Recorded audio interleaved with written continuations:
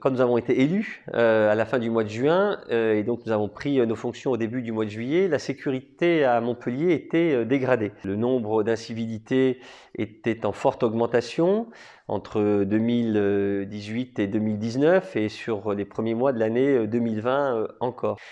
Donc ce que nous avons fait très rapidement, c'est de prendre à bras-le-corps cette question de la sécurité en redéployant une partie de nos effectifs sur le terrain, notamment en centre-ville.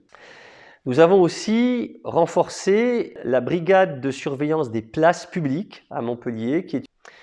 Le deuxième axe, ça a été de renforcer très nettement le lien opérationnel entre la police nationale et la municipalité. Nous avons aussi mené des opérations contre ce fléau qui est en augmentation à Montpellier, il ne faut pas se le cacher, qui est le trafic de stupéfiants. Rue du Faubourg-Coureau, par exemple, sur la place de la Comédie.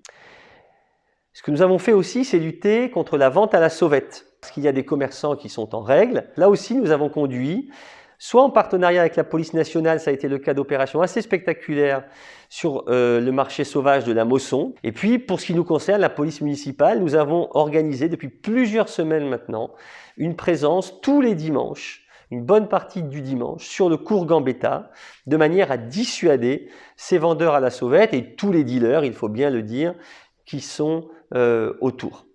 Enfin, le troisième axe a été un axe de communication. Nous avons choisi désormais de dire ce que nous faisons de bien en matière de lutte contre l'insécurité.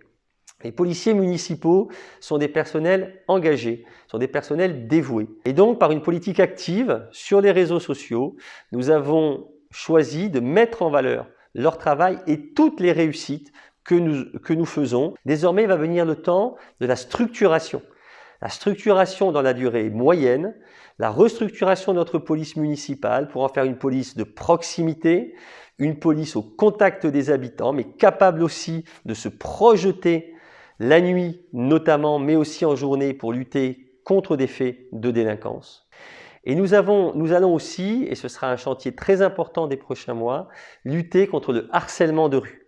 Le harcèlement de rue, l'outrage sexiste qui désormais est un délit que nous pouvons traquer, que nous pouvons faire constater et punir, eh bien ce sera un des axes très importants du travail des mois à venir avec la police municipale, là aussi la police nationale et le procureur de la République. Il n'est pas acceptable que dans une ville comme Montpellier, il y ait des outrages sexistes trop fréquents, une intranquillité de trop de jeunes femmes, mais aussi de trop de jeunes homosexuels, transgenres, qui subissent de manière insupportable les outrages au quotidien. Ce sera un axe aussi très important de notre politique dans les prochains mois.